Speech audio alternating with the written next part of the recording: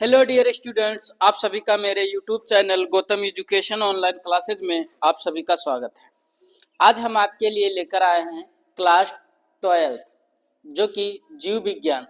आज का हमारा जो अध्याय रहेगा वंशागति के सिद्धांत और विविधता।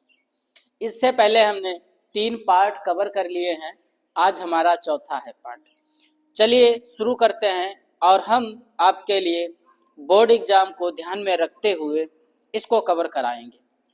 तो चलिए शुरू हो जाते हैं और देखते हैं कौन कौन से हमारे एग्जाम में इम्पोर्टेंट टॉपिक पूछे जा सकते हैं। अनुवांशिकी, जेनेटिक्स। अब जेनेटिक्स क्या है इसके बारे में थोड़ा पढ़ लेते हैं। विज्ञान की वह शाखा जिसमें वंशानुगत एवं विभिन्नताओं का अध्ययन करते हैं अनुवांशिकी कहलाती है, यानी जेनेटिक्स कहलाती है। अनुवांशिकी शब्द का प्रयोग सर्वप्रथम यानी सबसे पहले डब्ल्यू वेटसन ने 1905 में किया था। अनुवांशिकी के जनक कौन है? ग्रेगर जॉन मेंडल साहब हैं को कहा जाता है। ठीक है, अनुवांशिकी के जो जनक है वो कौन है? ग्रेगर जॉन मेंडल साहब हैं। जीवों की आकारिकी में अंतर को क्या कहते हैं? विभिन्नता कहते हैं। ठीक है, क्या कहते हैं? विभिन्नता। जैसे क्या होता है कि माता पिता हैं, ठीक है, माता पिता के दोनों के आंखें क्या हैं? ब्लैक हैं, पुतली ब्लैक हैं, काली हैं, और उनका जो शिशु होता है उसकी जो आंखें कैसी होती है? भूरी होती हैं। तो वो क्या हो गई? एक विभिन्नता हो गई। क्या हो गई? विभिन्नता हो गई। ठीक है, वंशानुगत या अनुवांशिकता के आधार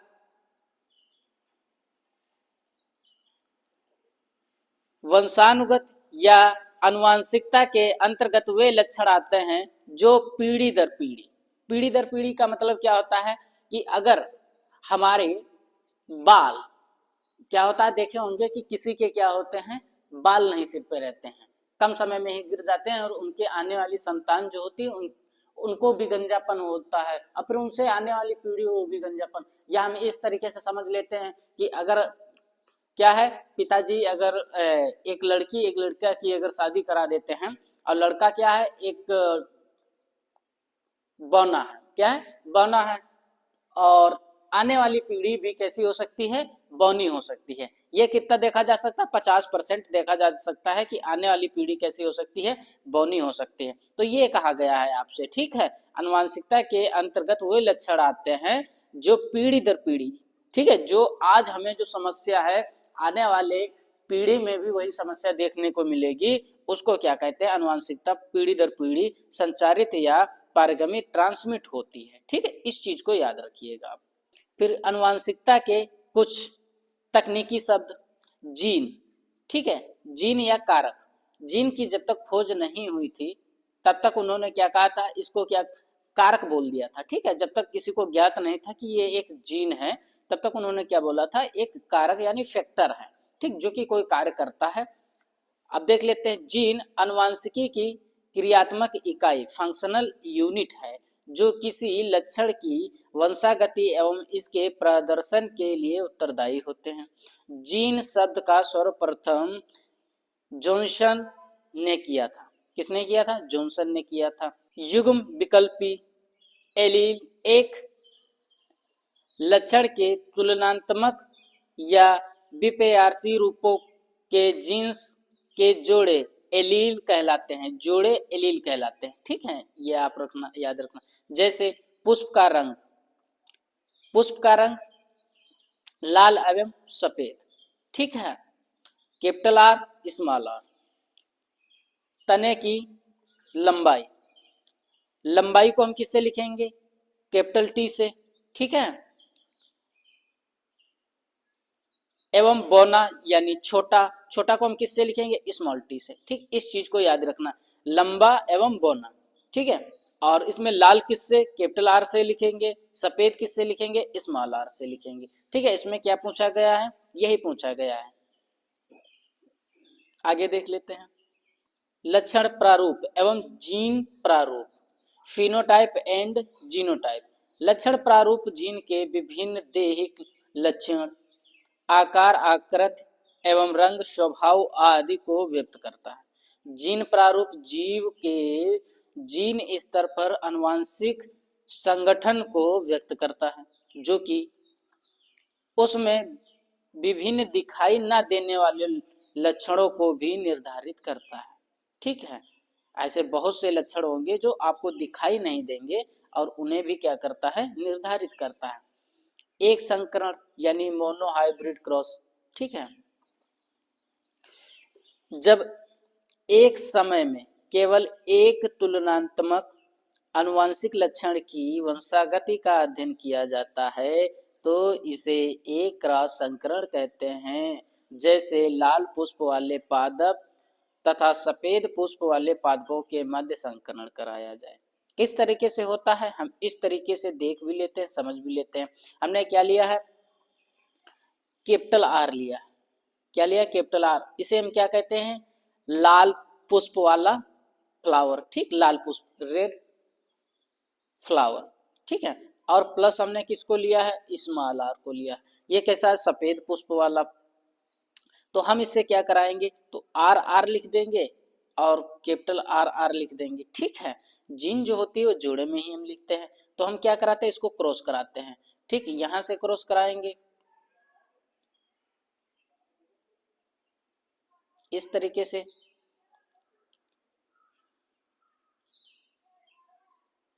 तो क्या बनेगा, कैपिटल आर स्मॉल आर। फिर क्रॉस कराते हैं, फिर क्या बनेगा, कैपिटल आर स्मॉल आर।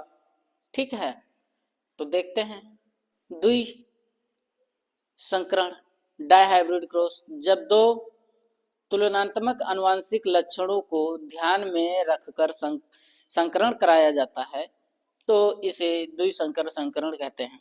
जैसे गोल व पीले बीज। ठीक है, गोल व पीले बीज।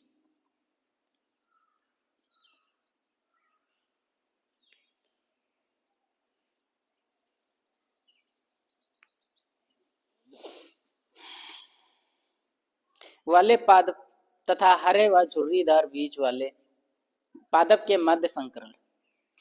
संकर पूर्वज या प्रतीप संकरण बैक क्रॉस F1 पीढ़ी में प्राप्त संतानों की उनके किसी भी एक जनक के बीच होने वाले संकरण को संकर पूर्वज कहते हैं।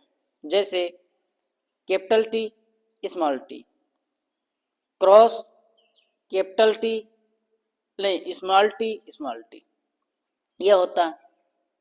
ठीक है, और फिर क्या देखते हैं, या फिर हम क्या ले लेते हैं, capital T cross capital T. ठीक, इसके बीच में करा देते हैं। तो कैसे होगा, कैपिटल टी को लिख लेते हैं कैपिटल टी। ठीक है, कैपिटल टी को हम क्या करेंगे, इस तरीके से कैपिटल टी कर लेंगे, कैपिटल टी कर लेंगे, और इस तरीके से क्या करेंगे, कैपिटल टी स्मॉल टी। अब स्मॉल टी को हम क्या करेंगे, इस तरीके से करेंगे, कैपिटल टी और स्मॉल टी करेंगे। जब इनका क्रॉस कराएंगे, इनका इनके साथ में कराएंगे तो क्या बनेगा हमारे पास, कैपिटल टी बनेगा। फिर इसके साथ में कराएंगे तो क्या बनेगा, कैपिटल टी स्मॉल टी बनेगा। तो हमें देखने को क्या मिलता है, एक क्या मिलेगा हमें, शुद्ध लंबा मिलेगा, और क्या मिलेगा, एक संकरित मिलेगा। कैसा मिलेगा, ठीक है, संकर लंबा मिलेगा। ठीक है, कैपिटल टी और स्मॉल टी को हम क्या कहेंगे, संकर और लंबे। ठीक है, या हम इसको विषम युग्मजी भी कह सकते हैं। ठीक है, जो एक समान नहीं है उसे हम विषम युग्मजी भी बोल सकते हैं, इस तरीके से भी बोल सकते हैं। तो देख लेते हैं। ठीक है, परीक्षण टेस्ट क्रॉस। जब F1 पीढ़ी में प्राप्त अज्ञात जीन प्रारूप वाली संतान का संकरण उसके समयुग्मजी अप्रभावी जीन के साथ कराया जाता है तो इसे परीक्षार्थ संकरण कहते हैं। जैसे F1 पीढ़ी में प्राप्त संतति संकर लंबे, ठीक है, कैपिटल टी स्मॉल टी तथा शुद्ध बौने का मतलब स्मॉल टी। ठीक है, स्मॉल टी के मध्य संकर कराया जाता है। ठीक है, जब संकर कराया जाता है तो क्या हमें प्राप्त होता है,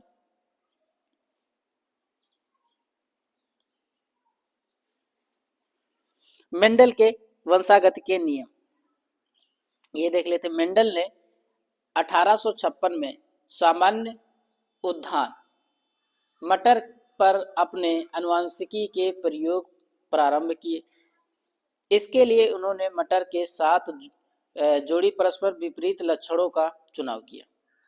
पौधे, पादप की लंबाई नंबर 1, पुष्प की स्थिति, फली का रंग, फली की आकृति, बीज का आकार, पुष्प का रंग एवं बीज पत्र का रंग। ठीक है, उन्होंने क्या किया है, 7 जोड़ी परस्पर विपरीत लक्षणों का अध्ययन मतलब क्या किया, चुनाव किया।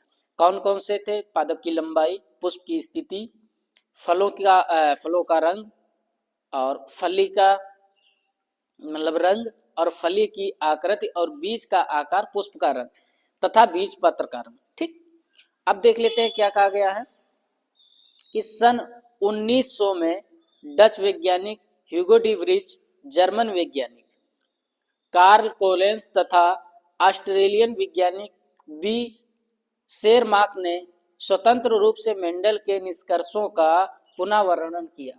ठीक है,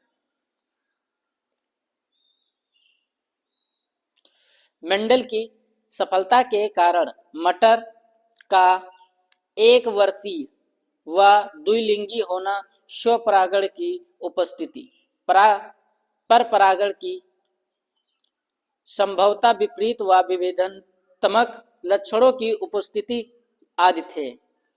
एक जीन की वंशागति अर्थात एक संकरण के आधार पर मेंडल ने निम्न 2 नियम दिए। नंबर 1, प्रभाविता का नियम। जब विपरीत लक्षणों वाले शुद्ध पादपों में संकर कराया जाता है तो F1 पीढ़ी में केवल प्रभावी लक्षण ही दृष्टिगत होते हैं, यानी दिखाई देते हैं। यह पीढ़ी विषम युग्मजी होती है। क्या कहते हैं? विषम युग्मजी कहते हैं। ठीक है, इस पीढ़ी को हम क्या कह देते हैं? विषम युग्मजी पीढ़ी कह देते हैं। और नंबर 2 क्या हो जाएगा? पृथक्करण या विसंयोजन या युग्मकों की शुद्धता का नियम। जब F1 पीढ़ी के संकरण पादपों में स्वपरागण कराया जाता है तो द्वितीय पीढ़ी में पैतृक लक्षण 3:1 के निश्चित अनुपात के क्या है? निश्चित अनुपात के अनुपात में पृथक हो जाते हैं। अतः प्रत्येक युग्म के विपरीत लक्षण युग्मकों को बनाते समय एक दूसरे से पृथक होकर अलग युग्मकों में चले जाते हैं। 2 जीनों की वंशागति अर्थात द्विसंकर यानी डाई हाइब्रिड क्रॉस के आधार पर मेंडल ने निम्न नियम दिए। अब कौन सा है? स्वतंत्र अपव्यवन का नियम दिया। इस नियम के अनुसार जब 2 जोड़ी विपरीत लक्षणों वाले जीवों में संकरण कराया जाता है तो एक लक्षण की वंशागति दूसरे लक्षण की वंशागति से पूर्णतः स्वतंत्र होती है। मेंडलवाद के अपवाद।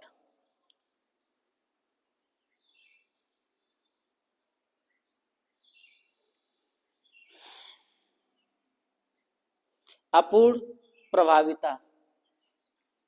इसमें F1 पीढ़ी की संतति में कोई भी लक्षण प्रभावी या अप्रभावी न होकर मध्यवर्ती परिणाम देता है। उदाहरण गुलाबांस, जिसको हम मिरीबिलिस जलापा के नाम से भी जानते हैं। लाल व सफेद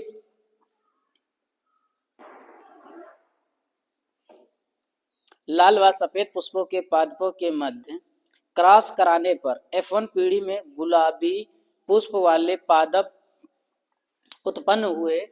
जब इन F1 पीढ़ी के पादपों का स्वनिषेचन कराया गया तो F2 पीढ़ी का लक्षण प्रारूपी एवं जीन प्रारूपी अनुपात 1:2:2:1 प्राप्त हुआ। सह प्रभाविता। इनमें एक जीन के दोनों युग्म विकल्पी का एक समान रूप से F1 पीढ़ी में प्रकट होते हैं। लक्षण यदि एक लाल रंग के पशु का श्वेत रंग के पशु से क्रॉस कराया जाता है, यानी एक रेड कलर का पशु लेते हैं और एक सफेद रंग का पशु लेते हैं, तो उसके साथ में क्या कराया जाता है, क्रॉस कराया जाता है। तो F1 पीढ़ी में चितकबरी संतान उत्पन्न होती है। कैसी होती है? चितकबरी संतान उत्पन्न होती है। इसी कारण मानव में ए बी ब्लड ग्रुप की बात हो रही, ए बी ब्लड ग्रुप, ठीक है। वैसे तो हमारे ब्लड ग्रुप 4 होते हैं। कौन से होते हैं? ए होता है, बी होता है, ए बी होता है और ओ होता है, ठीक है। तो ए बी रुधिर वर्ग सह प्रभाविता क्या करता है? प्रदर्शित करता है। रुधिर वर्गों की वंशागति, मनुष्य में 4 प्रकार के रुधिर वर्ग पाए जाते हैं, हमने अभी बताया, ए बी ओ। इसके 6 जीन प्रारूप संभव हैं। लाल रुधिराणु पर उपस्थित प्रतिजन, यानी प्रतिजन का मतलब क्या? एंटीबॉडीज, एक प्रभावी जीन है। RH फैक्टर भी बोल सकते हैं, RH फैक्टर बोल सकते हैं, ठीक है, इसको RH फैक्टर बोलते हैं, के द्वारा नियंत्रित होते हैं। यदि अप्रभावी जीन उपस्थित होता है तब लाल रुधिराणु पर कोई प्रतिजन नहीं पाए जाते हैं तथा रुधिर वर्ग O होता है, ठीक है। जीन ए, एंटीबॉडीज ए, प्रतिजन ए तथा जीन बी यानी प्रतिजन बी का निर्माण करती हैं। जीन ए तथा बी सह प्रभावी है, अतः एक विषम युग्मजी व्यक्ति जिसका जीनोटाइप ए बी है में प्रतिजन ए तथा बी दोनों ही पाए जाते हैं, जिस कारण उसका रुधिर वर्ग क्या हो सकता है? ए बी हो सकता है। इस चीज को याद रखना है आपको। यह सिद्धांत सटन और बोवेरी ने सन, किसकी बात हो रही है? वंशागति का क्रोमोसोमल गुणसूत्रीय सिद्धांत दिया था। किसने दिया था? सटन और बोवेरी ने दिया था, 1902 में दिया। इसका सर्वप्रथम सन 1933 में TH मॉर्गन ने किया। इस सिद्धांत के अनुसार मेंडल साहब की बात करें तो मेंडल के कारकों यानी जीन का जोड़ा समजात गुणसूत्रों, क्या है? होमोलोगस क्रोमोसोम, समजात यानी XX या XY, ठीक है, क्या है? XX समजात, एक समान, XX एक समान लिया, ठीक है। फिर क्या देखते हैं? होमोलोगस क्रोमोसोम के जोड़े पर भौतिक रूप से स्थित होता है। अर्धसूत्री विभाजन मियोसिस की प्रक्रिया के दौरान समजात गुणसूत्रों का ही पृथक्करण तथा स्वतंत्र अपविभवन होता है, ठीक है, ये आपसे पूछा गया। अगर हम बात करें किसकी? गुणसूत्रों की। गुणसूत्र कितने होते हैं? 23 जोड़ी होते हैं। किसमें? मनुष्य में। तो कितने हो गए? 46 गुणसूत्र हो गए। कितने हो गए? 46 गुणसूत्र होते हैं, ठीक, इस चीज को याद रखना है आपको। और अगर प्रतीक की बात की जाए तो XX किसमें पाया जाता है? मादा में पाया जाता है, ठीक है, प्लस XY किसमें पाया जाता है? नर में पाया जाता है। ये गुणसूत्र जो होते हैं XX मादा में पाया जाता है, XY नर में पाया जाता है, ठीक है। और अगर हम देखते हैं तो ये किस तरीके से क्या होता है, मान लीजिए हमने XX लिया है यानी मादा लिए हैं और प्लस XY लिए हैं, हम इनकी दोनों की शादी जब करा देंगे तो अगर हमारा, अब क्या करते हैं, XX को हम कट कर देते हैं तो हम यहाँ पे क्या लिख देंगे? एक तरफ X लिख देंगे, एक तरफ प्लस क्या लिख देंगे? Y लिख देंगे, ठीक है। या हम क्या लिख देते हैं? YX लिख देते हैं, XX लिख देते हैं। तो हम देखते हैं जब क्रॉस कराते हैं यानी शादी कराते हैं, जो संतान होगी अगर पिताजी से क्या माताजी से तो X आएगा ही, तो हम X लिख लेते हैं। तो पिताजी से अगर Y आ रही है तो क्या बनेगा? लड़का बनेगा, लड़का, लड़का का निर्माण होगा। और अगर X माता से आ रहा है, माता से ही तो आएगा ही X, और अगर X पिताजी से भी आ रहा है तो लड़की बनेगी, क्या होगी? लड़की का निर्माण होगा, ठीक है, लड़की का जन्म होगा, इस तरीके से होता है।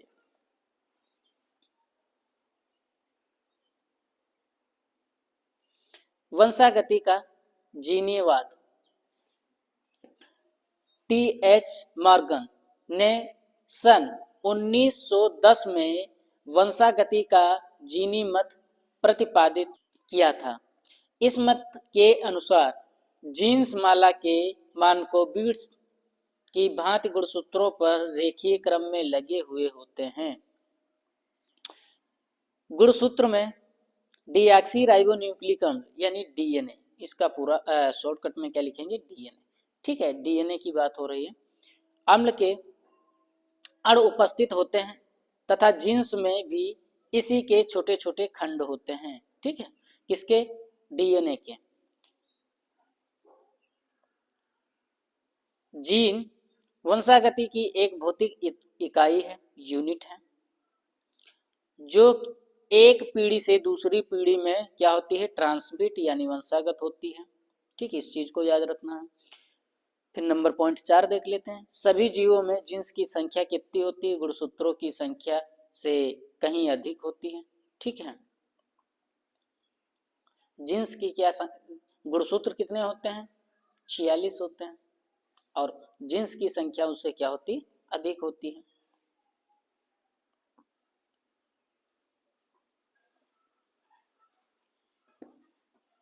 सहलगनता लिंकेज। कुछ विशिष्ट जीनों का एक साथ वंशागत होना संतानों द्वारा पैतृक संयोजनों के प्रति निर्धारित किए जाने की सहलगनता कहलाती है, ठीक है। इसकी खोज किसने की थी, वाटसन तथा फुनेट ने 1906 में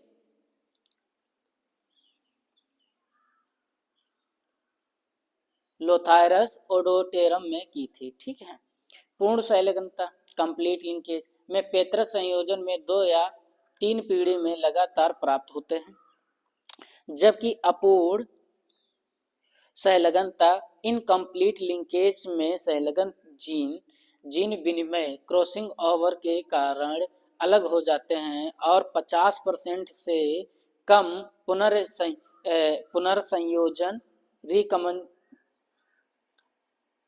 पुनर्संयोजन मिलते हैं। उदाहरण जैसे ड्रोसोफिला में शरीर का रंग व पंखों का प्रकार, ठीक, ये हमें देखने को मिलता है, ठीक है। जीन विनिमय क्रॉसिंग ओवर अर्धसूत्री विभाजन के समय समजात गुणसूत्रों वाले नॉन सिस्टर, ठीक है, क्रोमेटिड्स के बीच डीएनए के खंडों के आदान प्रदान को जीन विनिमय कहते हैं, ठीक है। यह प्रथम प्रवस्था को पेकिटिन उप अवस्था के 4 सूत्री अवस्था टेरेटेड स्टेज में होता है। लिंग निर्धारण सेक्स डिटरमिनेशन। जन्म से पूर्व किसी जीव का लिंग स्थायीकरण लिंग निर्धारण कहलाता है, ठीक है। एच.जे. मुलर ने बताया कि ड्रोसोफिला में लिंग निर्धारण एक्स गुणसूत्र व ऑटोसोम की अपेक्षा संख्या पर निर्भर करता है, ठीक है, ये हमने अभी बताया भी था आपको, ठीक है। ये सबसे पहले किसने बताया था, एच.जे. मुलर ने बताया था, ठीक है। इस आधार पर ब्रिज ने लिंग निर्धारण का जीनीय संतुलन सिद्धांत दिया, ठीक, क्या दिया, जीनीय संतुलन सिद्धांत भी दिया। किसने दिया, ब्रिज ने दिया। अब देख लेते हैं मानव में लिंग निर्धारण। युग्मक जनन में अर्धसूत्री विभाजन द्वारा आगुणित युग्मकों का निर्माण होता है, ठीक है।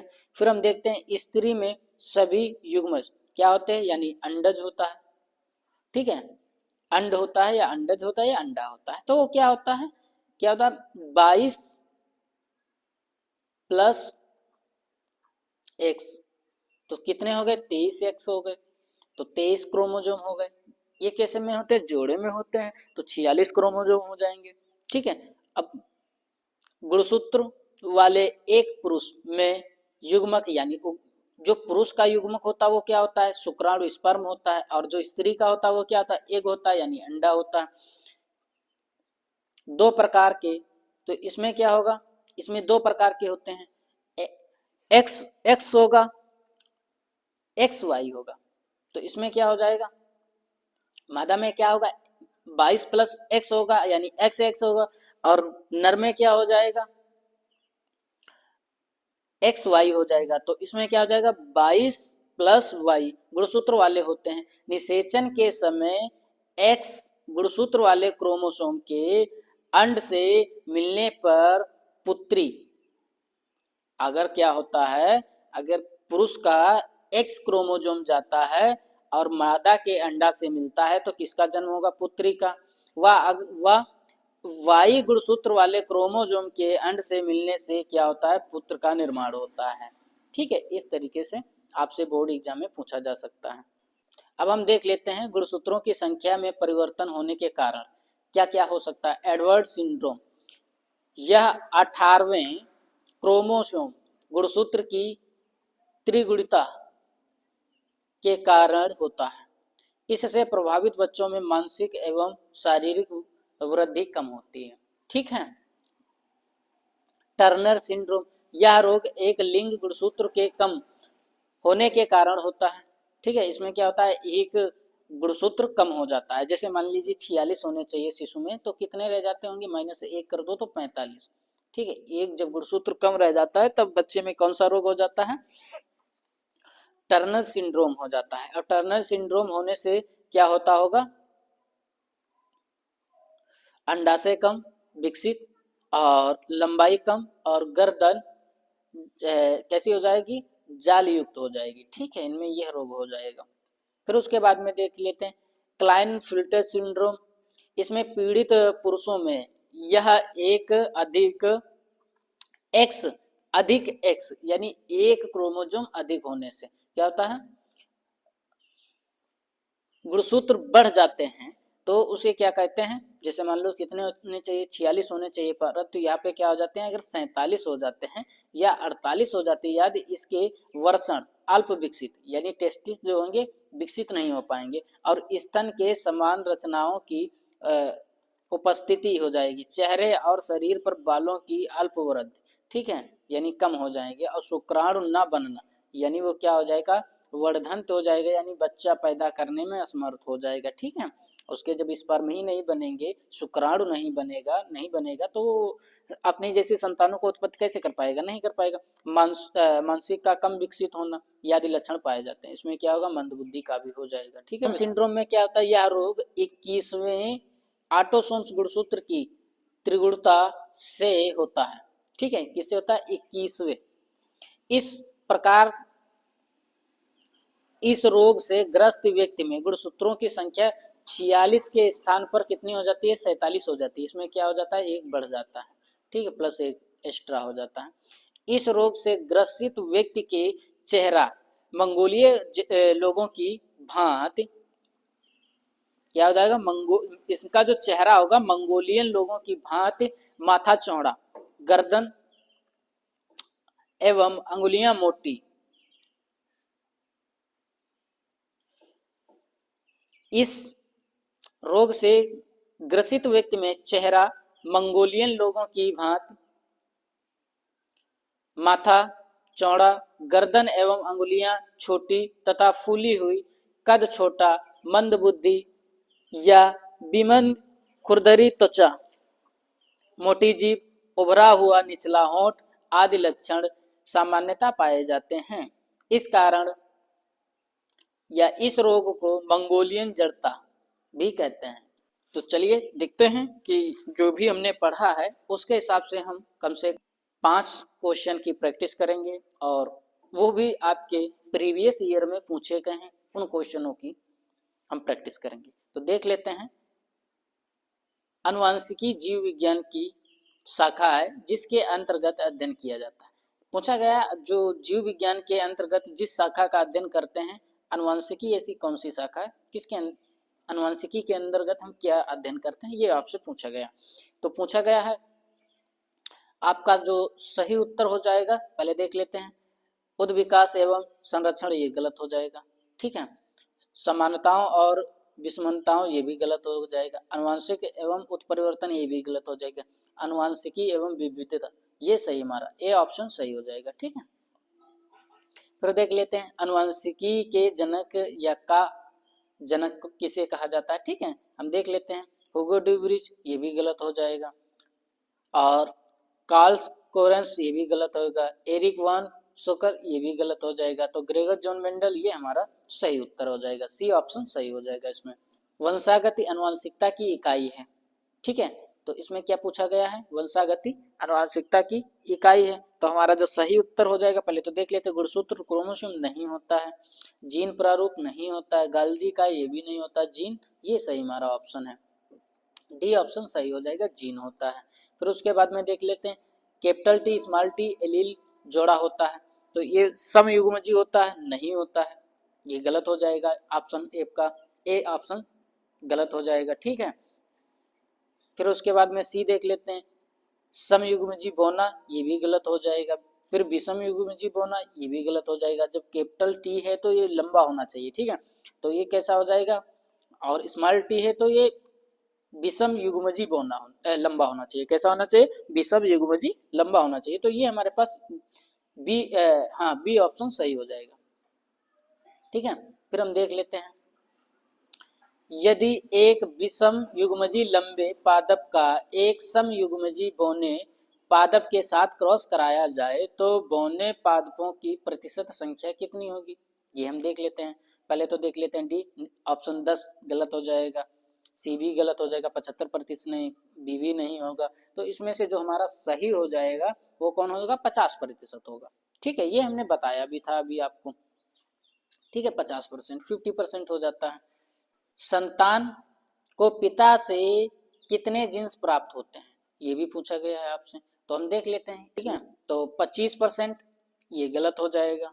ठीक है, 75% ये भी गलत, 25 से 50 ये भी गलत, और सही उत्तर कौन सा हो जाएगा हमारा, बी ऑप्शन सही हो जाएगा।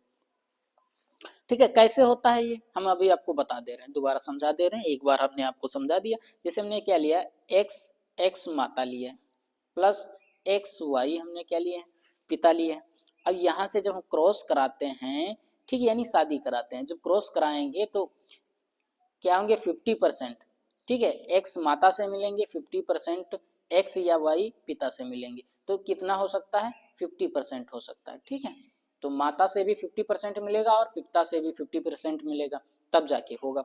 तो यहाँ पे जो ऑप्शन दिया गया था, आपसे क्या पूछा गया था, संतान को पिता से कितने जीन्स प्राप्त होते हैं, तो 50% प्राप्त होते हैं, तो हमारा बी ऑप्शन सही हो जाएगा। मनुष्य में संतान का लिंग निर्धारण होता है, अब ये पूछा गया ऑप्शन है आपके पास, ए माता के लिंग गुणसूत्र से, ये गलत हो जाएगा, अंडाणु के माप से, ये भी गलत हो जाएगा, इसमें दिया गया है शुक्राणु के माप से, ये भी गलत हो जाएगा, पिता के लिंग गुणसूत्र से, हाँ, तो डी ऑप्शन सही होना चाहिए, ये हमारा जो है डी ऑप्शन सही हो जाएगा।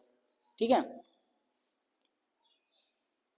अगर पिताजी से क्या होता है, एक्स जाता है तो लड़की की उत्पत्ति होगी, अगर वाई जाता है तो क्या होगा, लड़का का जन्म होगा, तो जो किससे, पिता के लिंग गुणसूत्र से होता है। ठीक है, इस चीज को याद रखना है। अनुवांशिकता एवं विभिन्नता के एक एक वाक्य में स्पष्ट कीजिए।